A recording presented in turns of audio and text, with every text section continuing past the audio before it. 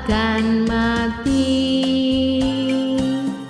tebus dosaku, kubur kosong membuktikan Dia hidup,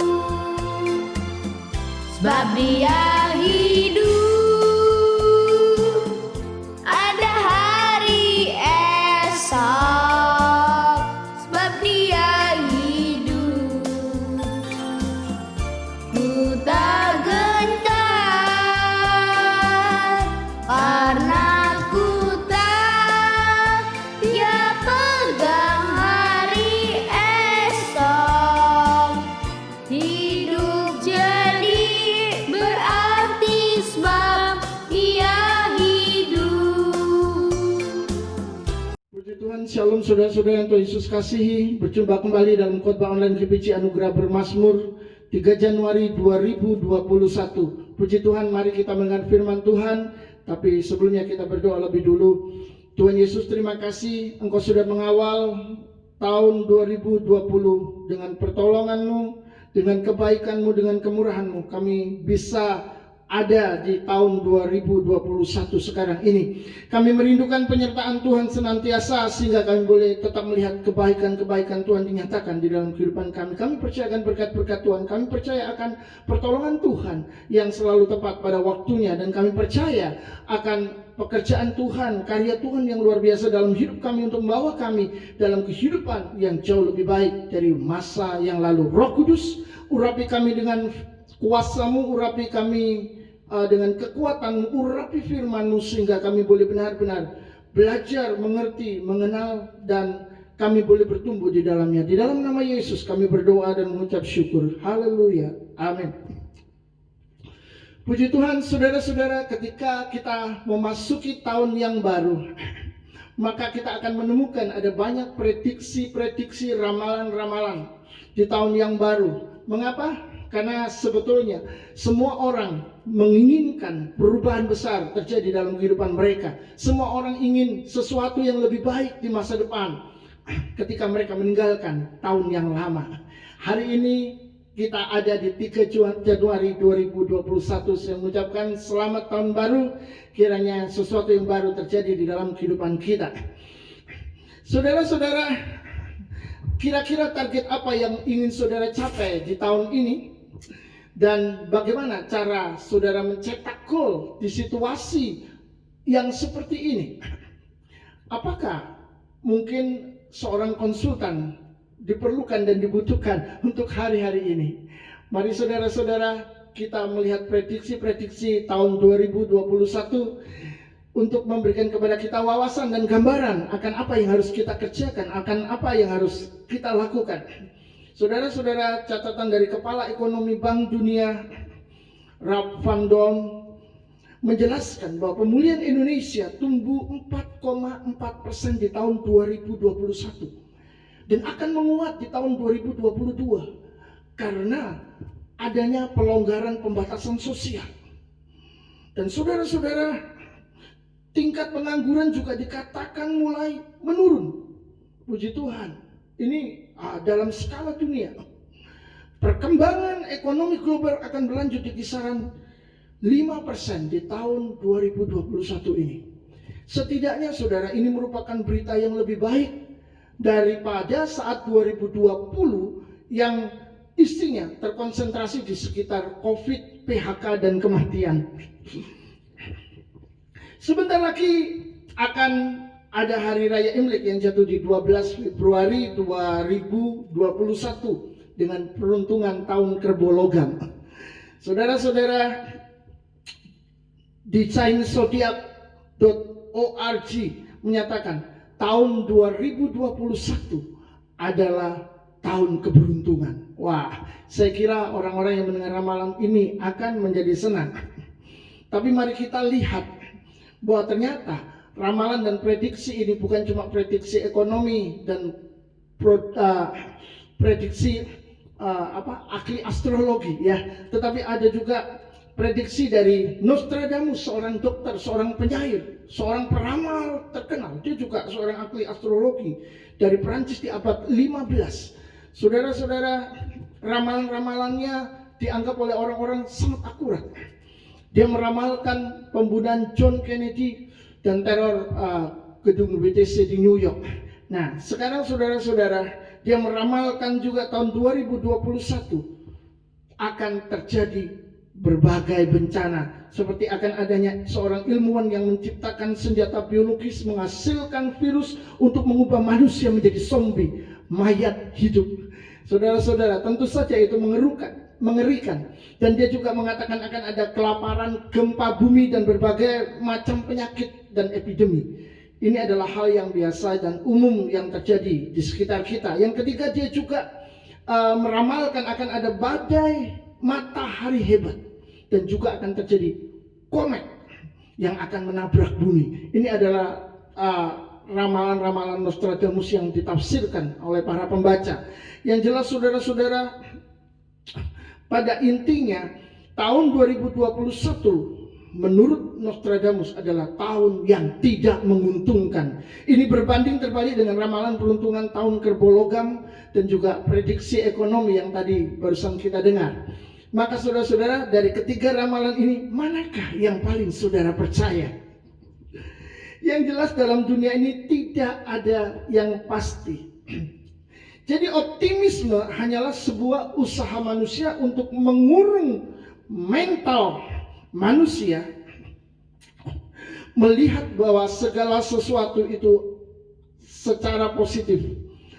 Jadi saudara-saudara yang dikasihi Tuhan, optimisme ini adalah sebuah usaha manusia untuk mengatasi masalah kehidupan. Karena seringkali mereka berada di dalam kondisi-kondisi yang buruk, kondisi-kondisi yang baik. Maka mau tidak mau yang namanya pesimisme, ketidakpercayaan, keraguan-keraguan itu akan muncul dengan seni, akan terbangun. Nah, itu harus dilawan dengan optimisme. Yang jelas saudara, kita bisa melihat beberapa kelebihan optimisme sebagai cara untuk membuat orang bertahan di dalam kesukaran hidup, rasa sakit, rasa takut, bahaya, dan banyak hal lainnya. Sampai waktu yang baik benar-benar datang dan badai pun berlalu untuk mengubah kemalangan menjadi keberuntungan. Saudara-saudara, maka kita dibawa kepada sebuah fakta sebenarnya bahwa ini memang dunia dan bukan surga. Jadi kalau saudara-saudara menginginkan kehidupan yang lebih baik di dunia, itu percuma saja karena dunia tidak bisa menjamin itu. Gelap dan terang adalah menjadi satu paket diciptakan oleh Tuhan. Maka hari-hari malang dan hari-hari yang penuh dengan kesuksesan, keberhasilan, hari-hari baik ada juga di dalam dunia ini. Namun semuanya akan tetap terlihat baik di mata Tuhan, karena Tuhanlah yang mengatur segala sesuatunya dan Dia tahu batas-batasnya, Dia tahu bagaimana kedua kondisi dan keadaan itu bekerja sama untuk membuat apa yang Dia rencanakan digenapi di dalam kehidupan manusia. Yang jelas optimisme adalah sebuah paham keyakinan dari segi yang baik dan menyenangkan, dan sikap yang selalu memiliki harapan baik di dalam segala hal. Jadi saudara-saudara, optimisme ini adalah paham keyakinan di mana seseorang bersikap bahwa segala sesuatu yang terjadi nantinya akan mendatangkan kebaikan. Nah, tentu saja saudara, ini adalah sikap yang positif. Yang jelas keuntungan bersikap optimis adalah lebih sehat secara psikologis, menghasilkan atau melahirkan perasaan-perasaan yang baik, lalu mampu membangun pikiran positif di dalam kondisi yang sangat buruk, dan lebih logis dalam menyelesaikan masalah yang sulit. Emosi menjadi positif, perbuatan-perbuatan otomatis juga akan mengikutinya menjadi positif. Jadi saudara-saudara, apakah kita harus positive thinking, berpikir positif menghadapi dunia yang kacau dan tidak ada kepastian di dalamnya? Tentu saja orang akan berpikir bahwa positive thinking adalah hal yang terbaik yang bisa dilakukan untuk saat ini, untuk saat dimana seseorang tidak lagi bisa berpikir secara positif. Orang yang berpikir positif, pikirannya menjangkau ke depan. Orang yang berpikir positif akan mengabaikan masalah, persoalan, keadaan-keadaan yang sulit, dan itu membuat mereka benar-benar bisa bertahan untuk mencapai kesuksesan dan keberhasilan di masa depan. Tetapi apa kata Alkitab tentang berpikir positif? Kita akan melihatnya di dalam Filipi pasal 4 ayat yang ke-8. Demikianlah firman Tuhan. Jadi akhirnya saudara-saudara, semua yang benar, semua yang mulia, semua yang adil, semua yang suci, semua yang manis, semua yang sedap didengar, semua yang disebut kebajikan dan patut dipuji, pikirkanlah semuanya itu. Kalau kita melihat ayat ini, Tuhan sepertinya memang mendukung kita berpikir secara positif. Jadi apakah benar demikian bahwa positive thinking dalam konsep dunia itu diajarkan oleh Alkitab? Saudara-saudara, kalau kita mau mencermati Filipi pasal 4 ayat yang ke-8 yang tadi bunyinya semua yang mulia, yang adil, yang baik, yang manis, pokoknya yang baik-baik, pikirkan semuanya itu. Kalau kita tidak melepaskan ayat ini dari konteksnya, maka kita akan melihat bahwa ayat-ayat sebelum dan sesudahnya itu merupakan suatu rangkaian ayat yang terus menjadikan Tuhan sebagai dasar untuk berpikir positif. Jadi saudara-saudara, di dalam Filipi pasal 4 ayat yang ke-1, saya akan baca sebagian supaya kita melihat unsur-unsur berpikir positifnya. Filipi 4 ayat 1, berdirilah juga dengan teguh di dalam Tuhan. Berdiri teguh, tidak goyah, tidak menjadi lemah, tidak menjadi putus asa. Itu berpikir positif. Tetapi di sana dikatakan berdirilah juga dengan teguh dalam Tuhan. Jadi Tuhan dilibatkan di sana. Ayat yang keempat, bersukacitalah senantiasa dalam Tuhan. Wow, dalam kondisi penuh dengan masalah, persoalan, penuh dengan kesedihan dan kesusahan, kita diminta untuk bersukacita. Itu tidak masuk akal. Tetapi Alkitab berkata bersukacitalah. Itu berpikir positif, saudara. Ketika kita disuruh bersukacita, kita disuruh berpikir tentang bagaimana caranya kita bisa mengontrol kesedihan kita dan tetap bersukacita. Itu berpikir positif. Tetapi sekali lagi di sini dikatakan bersukacitalah senantiasa dalam Tuhan. Saudara-saudara, di ayat yang ke-6 kita akan melihat lebih jelas apakah berpikir positif dengan konsep duniawi dan berpikir positif di dalam Alkitab adalah hal yang sama. Di dalam ayat yang ke-6 dikatakan, janganlah hendaknya kamu khawatir tentang apapun juga, tetapi nyatakanlah dalam segala hal keinginanmu kepada Allah dalam doa dan permohonan dengan ucapan syukur. Jangan khawatir, itu berpikir positif. Tapi saudara, berpikir positifnya dilandasi iman kepada Tuhan. Artinya kita bisa tetap tidak khawatir karena ada Tuhan yang menjaga dan memelihara kita. Itu sebabnya nyatakanlah segala hal permohonan dan keinginan kamu di dalam doa kepada Tuhan. Jadi kita harus selalu melibatkan Tuhan di dalam kehidupan kita. Maka di dalam ayat yang ke-7 dikatakan, damai sejahtera Allah yang melampaui segala akal akan memelihara hati dan pikiranmu di dalam Kristus Yesus. Jadi saudara-saudara, kalau kita selalu melibatkan Tuhan di dalam kehidupan kita, maka pikiran-pikiran yang positif itu akan lahir. Dan di dalam Filipi 4 ayat yang ke-7 dikatakan, damai sejahtera Allah yang melampaui segala akal akan memelihara hati dan pikiranmu di dalam Yesus Kristus Tuhan kita. Itu sebabnya tidak heran kalau kita bisa melihat segala sesuatunya positif, karena ternyata dasarnya adalah rancangan Tuhan, dan rencana Tuhan yang selalu memang baik di dalam kehidupan anak-anaknya. Saudara-saudara, kita berpikir positif karena Tuhan merencanakan hal-hal baik, merencanakan hal-hal yang indah di dalam kehidupan kita. Roma pasal 8 ayat 28 mengatakan, kita tahu sekarang bahwa Allah turut bekerja dalam segala sesuatu untuk mendatangkan kebaikan bagi mereka yang mengasihi Dia, yaitu bagi mereka yang terpanggil sesuai dengan rencana Allah. Saudara-saudara, jika kita percaya hidup kita ada di dalam rencana Tuhan, maka apapun yang terjadi di tahun 2021 yang datang pastilah hal-hal baik.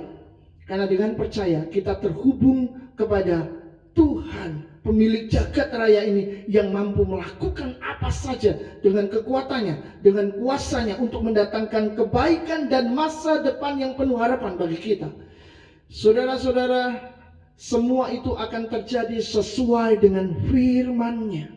Hidup kita tidak bisa dilepaskan dengan firman-Nya. Apa yang difirmankan Tuhan itulah yang akan terjadi, itulah yang akan digenapi dalam hidup kita. Oleh sebab itu percayalah kepada Tuhan, percayalah kepada firman-Nya. Karena ketika kita percaya kepada firman-Nya, kita terhubung dengan Tuhan. Dan ketika kita terhubung dengan Tuhan, hal-hal yang baik, hal-hal yang positif akan terjadi di dalam kehidupan kita. Kita tidak perlu mencoba untuk berpikir positif, karena hal yang positif itu sebenarnya sudah ada. Dan benih-benih itu sudah ada, dan itu diberikan kepada kita ketika kita mempercayai Tuhan, ketika kita mempercayai firman-Nya. Mazmur 55 ayat 23 berkata, serahkanlah khawatirmu kepada Tuhan, maka Ia akan memelihara engkau. Tidak untuk selama-lamanya dibiarkannya orang benar itu goyah. Jika hari-hari ini kita sedang menghadapi suatu masalah yang sulit diselesaikan, atau kita menganggap itu adalah masalah yang berat, saudara-saudara, kita cuma butuh iman untuk menyerahkan persoalan itu kepada Tuhan, dan kita akan melihat pemeliharaannya itu ada untuk kita. Berapa banyak yang saat ini sedang mengeluh, sedang merintih, mereka terpuruk di dalam keadaan ekonomi. Ada yang di PHK, ada yang penjualannya menurun, omsetnya drastis jatuh ke bawah, ada yang benar-benar kehilangan pekerjaan dan belum mendapatkan pekerjaan sampai hari ini. Padahal mereka harus terus menghasilkan uang, mencetak uang untuk mencukupi keluarga mereka. Bukankah ini adalah hari-hari yang buruk, hari-hari yang naas, hari-hari yang menyebalkan dan menyakitkan? Tetapi saudara-saudara, percayalah, kalau kita memiliki iman untuk menyerahkan seluruh persoalan kita kepada Tuhan, kita akan melihat pemeliharaan Tuhan itu terjadi di dalam kehidupan kita. Karena Tuhan tidak akan membiarkan kita goyah selamanya. Orang benar tidak akan dibiarkan goyah selamanya. Itu janji. Itu adalah kebenaran firman Tuhan. Ada anugerah, ada kemurahan hati dan belas kasihan Kristus yang akan melindungi kita supaya kita melihat Dia di dalam pergumulan dan kesusahan hidup ini. Jadi saudara-saudara, di dalam waktu demi waktu, periode demi periode, ada Tuhan di sana yang bekerja dalam kehidupan kita. Di tahun 2020 yang sudah kita tinggalkan, dan di tahun 2021 ini, Tuhan akan ada bersama-sama dengan kita, dan Dia masuk di tahun-tahun yang begitu indah. Dia akan melindungi kita di dalam setiap masalah dan persoalan yang terjadi. Itu sebabnya di dalam Mazmur 37 ayat yang kelima dikatakan, serahkanlah hidupmu kepada Tuhan dan percayalah kepadanya, maka Ia akan bertindak. Serahkan hidup saudara, percaya kepadanya, dan Dia akan bertindak.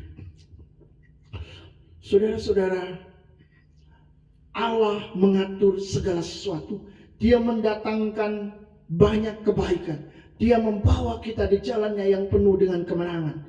Beberapa hari atau ya 1 mingguan ya kira-kira, ketika saya pergi berjalan-jalan bersama dengan istri dan anak saya, adik ipar saya ikut bersama anaknya. Tanpa sengaja saudara, ketika kita sedang ngobrol, saya melihat anak saya dan anak adik ipar saya atau sepupu dari anak saya, katakanlah begitu, mereka sedang bermain-main, dan tiba-tiba mereka berada di sebuah kapal-kapalan di sebuah mall yang cukup baru saat ini di Surabaya. ketika ada di sana saudara, saya melihat ada satu momen, ada satu satu gambaran yang sangat bagus. Lalu saya mulai foto mereka, dan fotonya cukup bagus. Anak saya sedang menarik tali dan sepupunya sedang berdiri di atas kapal. Oh, sudah indah sekali. Saudara-saudara, ini membuat saya berpikir bahwa di dalam keadaan-keadaan sulit ekonomi, di PHK, dalam keadaan sakit, dalam keadaan pergumulan, sedang menghadapi debt collector, sedang menghadapi masalah ancaman dan bahaya. Saudara, di tengah-tengah perjalanan itu pasti ada momen-momen yang begitu indah, dan hanya Tuhan saja yang bisa menjepret dan menunjukkan kepada kita, karena kita tidak sadar bahwa melalui peristiwa-peristiwa itu ada hal indah. Mari kita flashback ke belakang dan mari kita melihat hari ini. Maka saudara-saudara, ketika kita merenungkannya dengan baik-baik, maka kita akan melihat bahwa Tuhan itu bekerja dalam banyak hal untuk mendatangkan kebaikan kepada kita. Dan Dia bisa memberikan kepada kita gambaran-gambaran yang positif. Mengapa kita harus melewati masa-masa sulit, masa-masa sukar, pergumulan-pergumulan hidup, dan selanjutnya. Sangat penting saudara-saudara membedakan antara berpikir positif dan melibatkan Tuhan dalam segala hal sehingga melahirkan pikiran-pikiran positif. Kita kembali lagi ke optimisme. Saudara-saudara, satu hal yang kita harus ingat, bahwa Tuhanlah yang sebenarnya yang menjadi alasan untuk kita melihat peristiwa-peristiwa yang terjadi itu baik adanya, baik di masa lalu, masa sekarang, dan masa yang akan datang. Tuhan yang menjadi alasan untuk kita melihat bahwa semuanya itu positif. Jadi bukan optimisme sebagai paham keyakinan untuk bersikap positif dan melihat hal-hal positif dengan kacamata dan cara pandang kita, tetapi melihat sesuatu itu positif karena kita menghubungkannya, kita melibatkan Tuhan di dalamnya, dan itu akan menjadi positif. Positif yang pertama adalah di luar Tuhan yang melahirkan hal-hal baik, karena optimisme dalam konsep dunia tidaklah sama dengan optimisme di dalam konsep Kristen, di dalam konsep ilahi, di dalam konsep firman Tuhan. Positif yang kedua, yakni positif yang melibatkan Tuhan di dalam Dia yang mengasihi kita, yang merencanakan hal baik dalam hidup kita. Jadi positif yang kedua itu ada di dalam Tuhan. Positif di dalam Tuhan. Positif yang pertama, kita mengandalkan pikiran dan keyakinan kita sendiri. Tetapi positif yang kedua, kita mengandalkan Tuhan sebagai sumber dari segala sesuatu yang baik. Dan inilah pentingnya saudara-saudara, kita membaca firman Tuhan, kita merenungkan firman Tuhan, kita belajar firman Tuhan, kita berusaha untuk mengerti, memahami, meminta pertolongan Roh Kudus, mendengarkan saudara-saudara, mendengarkan orang-orang yang telah belajar lebih dahulu, yang telah memiliki banyak wawasan, pengetahuan, dan pengertian dari Tuhan. Tetapi yang benar-benar benar, sehingga saudara-saudara, pengajaran-pengajaran itu, pengertian-pengertian firman Tuhan itu akan membuat kita melihat sisi positif dari segala sesuatu yang kita lewati.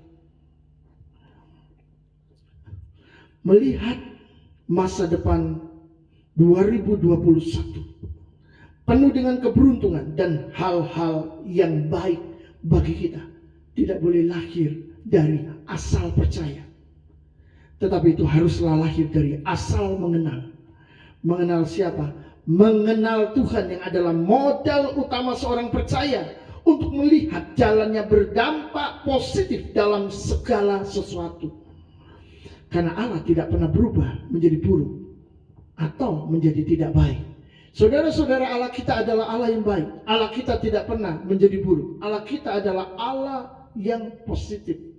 Maka saudara, jalan-jalan kita pun akan positif jika bersama-sama dengan Dia ada di dalam pimpinan dan tuntunan Tuhan.